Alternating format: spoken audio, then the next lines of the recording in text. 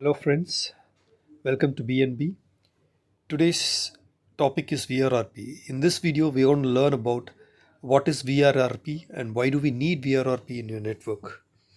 So, as I said earlier, the FHRP has different types. You had HSRP, which was a Cisco proprietary, and this is an open standard protocol which can be used in multi-vendor environment. So the same concept, we are going to group the multiple routers and make them as a single gateway router, virtual gateway router, and we will assign a virtual IP address to that router so that your users can reach the outside world through this single gateway, virtual gateway. Like HSRP, this VRRP also uses a default timers. It has its own states, and it has a concept called master and backup similar to HSRP. There we have active and standby. So key features of VRRP. So as I said, it is an open standard. If you have your network with Juniper devices and then other multi-vendor devices connected in your network, then you don't need to worry. You can go for a VRRP for providing a gateway redundancy. And as I said, the virtual IP address is the key here. So this virtual IP address will act as a gateway IP address for your users to reach the outside network or the destination network. And same concept, the master will be the forwarding router and the backup will be monitoring the master. When the master goes down, the backup will take over it. So in VRRP also there will be an election process since we have a master backup concept. So election process will happen using hello messages. They share hello messages, and the router which has the highest priority will become a master, and the next highest priority will become a backup router. So as I said, master backup election takes place here. So we'll talk about master router here in this slide. So as I told, the master router is forwarding the traffic.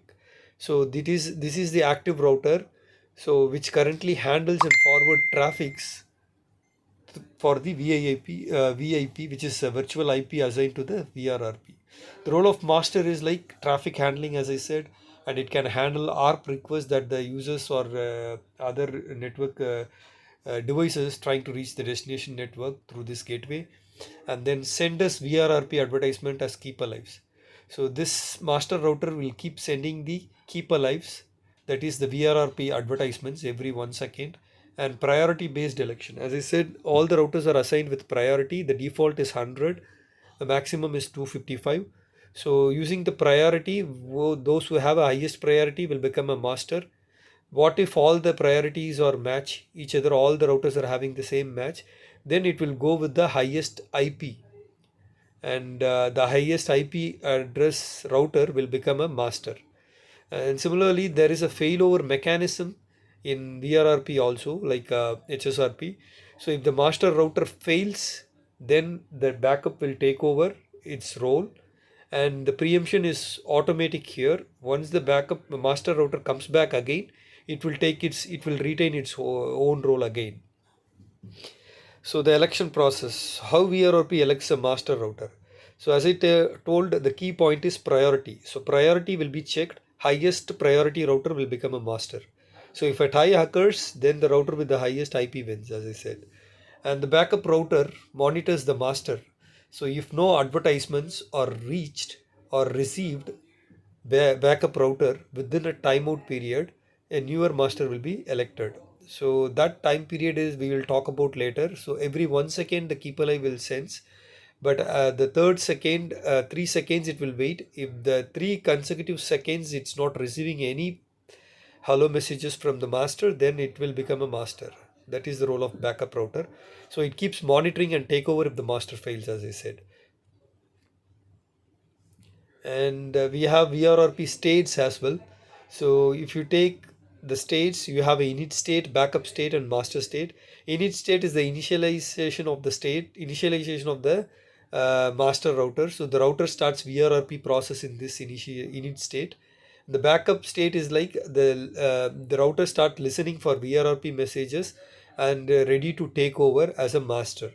And the master state, as I told, it is the active router state which is acting as a master router for the group and forward the traffic to the destination.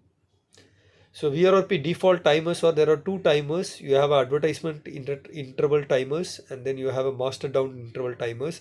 So advertisement timer is like a keep alive, it keeps sending every seconds, whereas the master down interval is a hold down timer which is 3 seconds, and time a backup router waits before taking over if no advertisements are received, as I told earlier. So there is a formula, as you see the last line. So master down interval can be calculated using advertisement interval and the skew time. So let's take this diagram. You can see the diagram has two routers connected to the switch, so that the PCs, the end systems down below, can reach the multi-server through two paths, one on the left side path, another on the right side path. So we can group these two routers as a single group and provide a virtual IP address which is going to act as a virtual gateway IP address for these users below, so that it will reach the multi-server through this virtual gateway IP address. And once we configure router 1 and router 2 with the VRRP, this particular group can become a gateway, virtual gateway, and thereby you will be able to reach the destination. So if the master router goes down, as I said, the backup router will take over its role as a master, and then if the master comes back again after some time, then the master will automatically retain its role, and the backup router will retain its own role as a backup after the master retains its role. So that's like a default preemption is enabled in VRRP, but whereas in HSRP we have seen in the previous video, the HSRP we configured preemption specifically so that when a backup router master router comes back, the active router comes back, it will take its role since the preemption is configured. But here it is automatic. That's what I'm trying to say. So this is when a virtual router redundancy protocol works basically. So if you take this one, tuning VRRP timers, as I said, we can manage the VRRP group and make it stable by managing the or tuning the VRRP timers. As I told, VRRP timers are advertisement timer and the master down timer, which is hold down timer. So to adjust the timers for faster failover, you can use these command. Just go to the gateway interface and then type VRRP1 timers advertise 500. So the 500 is the hello timer. So based on your requirement, you can set this so that you can tune the VRRP timers accordingly based on your requirement. So as I told, these timers are very sensitive when compared to HSRP. This is 1 second for VRRP hello time and 3 seconds for hold on time. So you should be very careful in configuring them and ensure that you are able to achieve a single point of you are able to prevent a single point of failure in a network using VRRP. I hope this video helps you in learning what is VRRP quickly. See you in another video soon. Thank you so much.